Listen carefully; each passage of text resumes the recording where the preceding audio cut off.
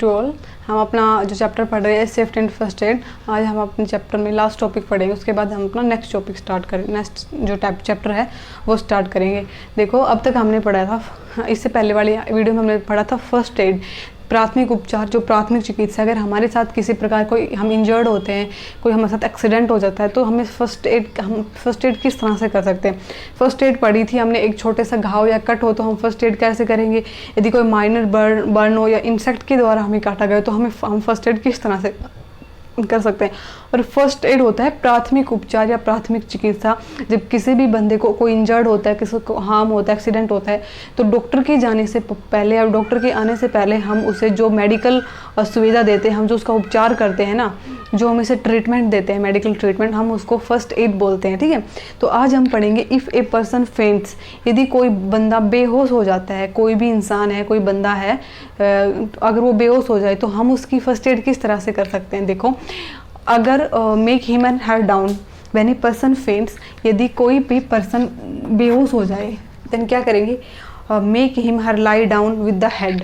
Make him, अगर कोई बंदा बेहोश हो जाए तो मेक हिम या हर डाउन, लाई डाउन मतलब उसको नीचे की तरफ ज़मीन पे लिटा दे। अगर कोई बेहोश हो जाता है तो उसको एकदम सीधा बिल्कुल स्ट्रेट ज़मीन पे लिटा दे। Head level lower down the body, और उसको ज़मीन पे इस तरह से लिटाए कि जो उसका हेड लेवल है, वो उसका जो पूरा बॉडी लेवल है उससे थोड़ा लोअर हो, मतलब उसके पैरों के नीचे। हम तकिए वगैरह का इस्तेमाल कर सकते हैं। ठीक है, मतलब जो उसका हेड है वो उसका लेवल थोड़ा नीचे होना चाहिए और बाकी जो उसका बॉडी पार्ट उसका लेवल थोड़ा अप होना चाहिए। मतलब कि make him her lie down with the head at lower level, मतलब कि head at the lower level then the body. उसका जो हेड का लेवल है, उसका जो सर है, जब हम उसको ज़मीन पे या किसी भी हम उसको बेड वगैरह पे लिटाते हैं, चारपाई पे लिटाते हैं, तो क्या होना चाहिए, उसका जो हेड का लेवल है, जिसका सिर वाला जो हिस्सा है, जो पार्ट है, वो उसका जो पूरी बॉडी का हिस्सा है उससे थोड़ा नीचे होना चाहिए, थोड़ा लोअर डाउन होना चाहिए।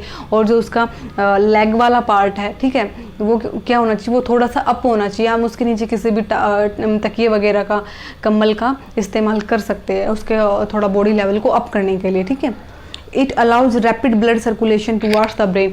जब हेड लेवल डाउन होगा देन द बॉडी लेवल, तो इससे क्या होगा कि it allows the rapid blood circulation, तो मतलब उसकी बॉडी के अंदर क्या होगा, रैपिड ब्लड सर्कुलेशन होगा। जो ब्लड सर्कुलेशन होता है, ब्लड का जो फ्लो होता है हमारी बॉडी के अंदर, जो सर्कुलेशन हो, वो थोड़ा रैपिडली होने लग जाएगा, मतलब थोड़ा जल्दी से होगा टुवार्ड्स द ब्रेन। की जो ब्रेन होता है हमारा, जो माइंड होता है, दिमाग, उसके पास जो ब्लड सर्कुलेशन है वो थोड़ा रैपिडली, थोड़ा जल्दी और ज़्यादा जल्दी होने लग जाएगा। फिर इससे क्या होगा, अलाउ, और इसके बाद क्या करे, उस बंदे को फ्रेश एयर दे, मतलब उसके पास बहुत ज़्यादा भीड़ ना रखे या फिर उसे किसी बंद कमरे के अंदर ना लिटाए। बिल्कुल मतलब जो फ्रेश एयर है वो उसके पास आनी चाहिए। उसके जो चारों तरफ का इन्वायरमेंट है वो थोड़ा खुला हुआ होना चाहिए, थोड़ा बंद सा नहीं होना चाहिए। ठीक है, थोड़ा खुला इन्वायरमेंट उसके पास हो, बहुत ज़्यादा भीड़ भाड़ उसके पास ना हो, उसको फ्रेश एयर मिलनी चाहिए बंदे के पास। And sprinkle the cold water, और क्या करें, उसके ऊपर जो हम कोल्ड वाटर है, जो हमारे घर में ठंडा पानी होता है, उसके ठंडे पानी को उसके मुंह के ऊपर छिड़के। ठीक है, water on his her लूजन the her cloth, what on his face, उसके मुंह के ऊपर ठंडे पानी को छिड़के, और जो उसने कपड़े पहन रखे, अगर टाइट कपड़े हैं तो उन कपड़ों को लूज कर दे, उनके कपड़ों को या तो थोड़ा ओपन कर दे या फिर उसके कपड़ों को थोड़ा लूज करे। ठीक है, इस तरह से अगर किसी बंदे को, कोई बेहोश बंदा है, किसी बंदे कोई इस पर्सन फेंट है, कोई बेहोशी की हालत में हो जाता है, तो हम उसकी मदद कर सकते हैं। मतलब कोई भी बंदा है, सबसे पहले उसको ज़मीन पे लिटाए, या हम चारपाई पे लिटाते हैं, बेड पे लिटाते हैं, जहाँ भी हम उसे लिटाते हैं तो बिल्कुल स्ट्रेट लिटाए। उसके बाद जो उसका हेड का जो सर वाला पार्ट होता है उसको थोड़ा लोअर रखे, बाकी उसका जो बॉडी पार्ट होता है, जो उसको कमर का हिस्सा होता है, जो लेग पार्ट होता है, उसको क्या करें, थोड़ा अप रखे, हेड पार्ट से थोड़ा अप रखे। उसके नीचे हम लेग्स के नीचे कंबल या पिलो का इस्तेमाल कर सकते हैं उसके लेग्स पार्ट को थोड़ा अप करने के लिए। और ये हेड पार्ट को हम लोअर रखते हैं देन द लेग पार्ट। ऐसा क्यों करते हैं, इससे क्या होगा कि हमारी बॉडी के अंदर जो ब्लड सर्कुलेशन होता है, जो ब्लड का फ्लो होता है, ठीक है, वो क्या होगा, थोड़ा रैपिडली होने लग जाएगा ब्रेन के पास, टुवार्ड्स द ब्रेन, की ब्रेन की तरफ जो फुल बॉडी के अंदर जो ब्लड सर्कुलेशन होता है, अगर हम इसे थोड़ा, जो माइंड के पास जो ब्लड सर्कुलेशन वो थोड़ा रैपिडली हो जाएगा, जो जिस लेवल में होता है उससे थोड़ा और लेवल बढ़ जाएगा, थोड़ा जल्दी जल्दी होने लग जाएगा। ठीक है, इससे क्या होगा कि बंदे को हेल्प मिलेगी। ठीक है, अनकॉन्शियस से कॉन्शियस स्टेज में आने में। और क्या करे, उसको फ्रेश एयर दे बंदे को। उसके बाद लिटाने के बाद उसको क्या करे, हेड पार्ट को थोड़ा डाउन रखे, लेग पार्ट को थोड़ा ऊपर रखे। इससे क्या होगा, बॉडी के अंदर ब्लड सर्कुलेशन बढ़ेगा टुवार्ड्स द ब्रेन। और फिर क्या करे कि जहाँ भी हमने बंदे को रखा है उसके चारों तरफ इन्वायरमेंट थोड़ा अच्छा होना चाहिए, बहुत ज़्यादा भीड़ भाड़ नहीं होनी चाहिए, ठीक है, ना किसी बंद जगह के अंदर हमें उसे रखना चाहिए। उसके पास फ्रेश एयर होनी चाहिए, मतलब उसको फ्रेश एयर मिले उस बंदे को, इन्वायरमेंट उसका चारों तरफ का जो वो थोड़ा खुला हो, थोड़ा ओपन हो। और उसके बाद क्या करे, उसके बंदे बेहोश जो बंदा है उसके मुंह के ऊपर ठंडा पानी छिड़के, sprinkled cold water on his face, उसके मुंह के ऊपर ठंडा पानी छिड़के, ठीक है, ताकि उसे हेल्प मिले।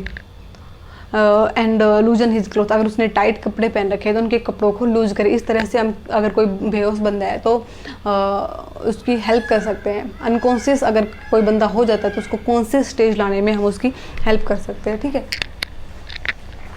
अब नेक्स्ट है फॉर नोज ब्लीडिंग।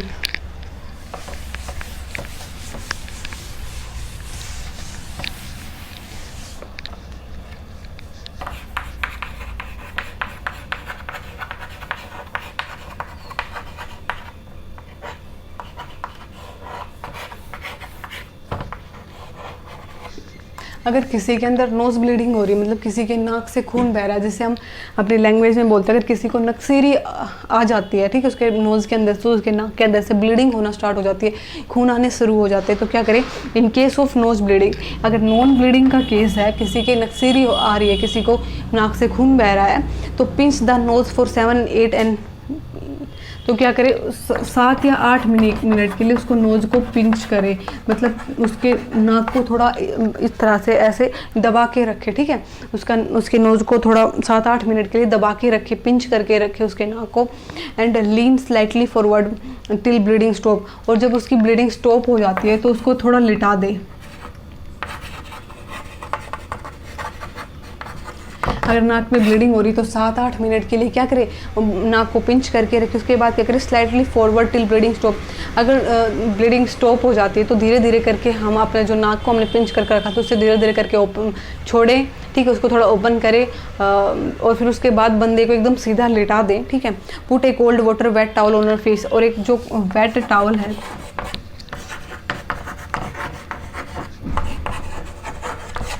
जो ठंडे पानी में टावल को या किसी भी कपड़े को, सूती कपड़े को भिगोए और उसके फेस के ऊपर रखे, ठीक है, उसके, लेकिन उसका जो नोज एरिया है, वो उसका जो नोज है वो ओपन होना चाहिए, ठीक है। Towel on the face, the mouth should be open, मतलब नोज के ऊपर, आँख के फोरहेड के ऊपर गीले टावल को रखे, जो कोल्ड वाटर वेट टावल था, लेकिन उसका माउथ है वो खुला हुआ होना चाहिए उस टाइम पे, ताकि वो अच्छे से आराम से सांस ले सके।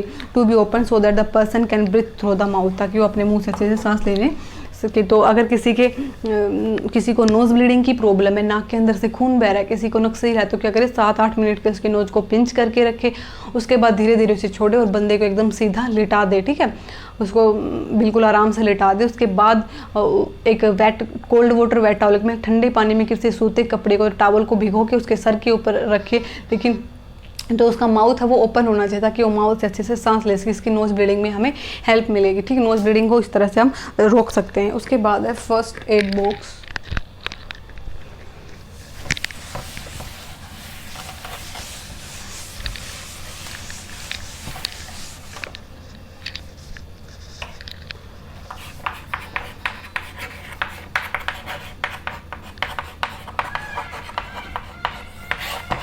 कि हम फर्स्ट एड बॉक्स को किस तरह से तैयार कर सकते हैं। We all must have a first aid box in our home and school, ठीक है, हमारे घर के अंदर, हमारे स्कूल के अंदर,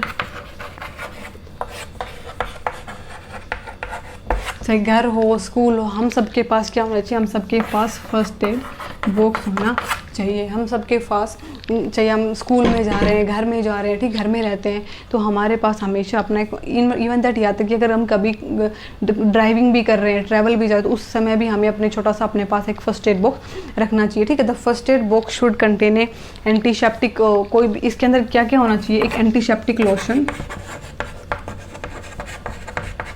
कोई भी एंटीसेप्टिक क्रीम या लोशन, क्या क्या होना चाहिए, कोई भी एंटीसेप्टिक क्रीम हो या फिर लोशन हो, ठीक है। कॉटन पैड्स,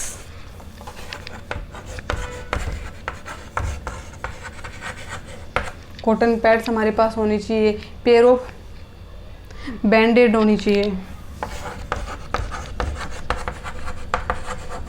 हमारे पास सीजर्स होनी चाहिए,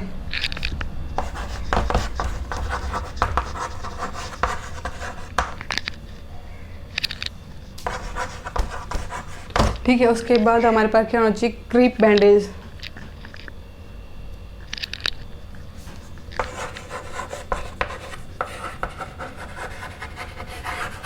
अब देखो, जब हम घर में हो, स्कूल में हो, हमारे पास हमेशा क्या होना चाहिए, फर्स्ट एड बॉक्स होना चाहिए। और फर्स्ट एड बॉक्स को हम किस तरह से रेडी कर सकते हैं, किस तरह से बना के रख सकते हैं। सबसे पहले ये है कि जब जो हमारे एक पास कोई भी बॉक्स ले हो, ठीक है, चाहे वो प्लास्टिक का हो या फिर किसी का भी, कोई भी हमारे पास एक बॉक्स होना चाहिए, ठीक है, इस तरह का एक बॉक्स हो। उस बॉक्स के अंदर क्या रखे, एक एंटीसेप्टिक क्रीम या लोशन। एंटीसेप्टिक क्रीम क्या होती है, विच प्रिवेंट इन्फेक्शन। अगर हमें किसी इंसेक्ट ने काटा या फिर हमें कोई भी इंजरी हुई है, मतलब कोई एक्सीडेंट हुआ है, तो उस वक्त हमारी बॉडी के अंदर जो इन्फेक्शन बढ़ता है, उस इन्फेक्शन को रोकने के लिए, उस इन्फेक्शन को स्टॉप करने के लिए हमारे पास एक एंटीसेप्टिक क्रीम होनी चाहिए या फिर एंटीसेप्टिक लोशन होना चाहिए, ठीक है।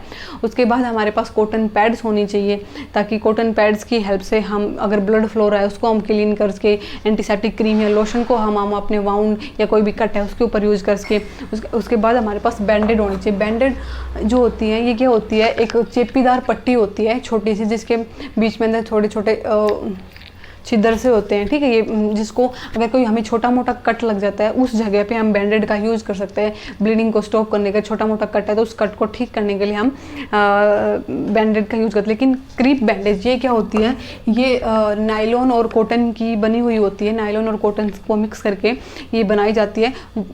और ये कब यूज़ करते हैं, अगर हमारे साथ कोई बड़ी इंजर्ड हो जाती है, कोई ज़्यादा हमें चोट लग जाती है, ठीक है, हमारे किसी बॉडी पार्ट में फ्रैक्चर हो जाता है, उस वक्त हम जिस बैंडेज का यूज़ करते हैं ना, जिस पट्टी का यूज़ करते हैं इस्तेमाल को, बिग चोट पे, बड़ी चोट पे, ज़्यादा ब्लीडिंग हो रही है, उस जगह पे हम जिस पट्टी का यूज़ करते हैं ना, उसे हम क्रिप बैंडेज बोल, जो वाइट कलर की होती है, थोड़ी जिल्लेदार होती है, ठीक है, वो क्रिप बैंडेज होती है। और ए पेयर ऑफ सीजर्स, मतलब कि हमारे पास कैंची, बैंडेज को काटने के लिए, किसी भी आइटम को काटने के लिए हमारे पास क्या होना चाहिए, एक पेयर ऑफ सीजर्स। इस तरह से हम क्या कर सकते हैं, जो अपना फर्स्ट एड बॉक्स है उसको प्रिपेयर कर सकते हैं, ठीक है। हमारे पास एंटीसेप्टिक क्रीम्स का होना बहुत ज़रूरी है, ये बैंडेड होनी चाहिए हमारे पास, ठीक है। एंटीसेप्टिक क्रीम है, लोशन है, बैंडेड है, क्रीप बैंडेज है, पेयर ऑफ सीजर्स है। और ये चीज़ें क्या होनी चाहिए, हमारे फर्स्ट एड बॉक्स में होने चाहिए, ताकि अगर कभी भी हमारे साथ ना चाहते हुए भी अगर गलती से भी कोई छोटा मोटा एक्सीडेंट हो जाए, हमें इंजर्ड हो जाए, हमें हार्म हो, तो हम अपने आप को तो हम क्या करें, अपनी फर्स्ट एड करके, मतलब जो हमारा प्राथमिक उपचार है, जो प्राथमिक चिकित्सा है, डॉक्टर के जाने से पहले हम वो कर सके, ठीक है। तो इस तरह से हम जो अपना फर्स्ट एड बॉक्स है उसको रेडी कर सकते हैं। तो यहाँ पे जो हमारा चैप्टर है थर्ड, वो फिनिश होता है। हमने अपने 3 चैप्टर कंप्लीट कर लिए। जो नेक्स्ट जो चैप्टर हम पढ़ेंगे, हमारा 4th चैप्टर, वो है क्लोथ्स अवर प्रोटेक्टर्स की। जो कपड़े हैं वो हमारे प्रोटेक्टर्स, किस तरह से हमें किस तरह से प्रोटेक्ट करके बचा के रखते हैं, हमारी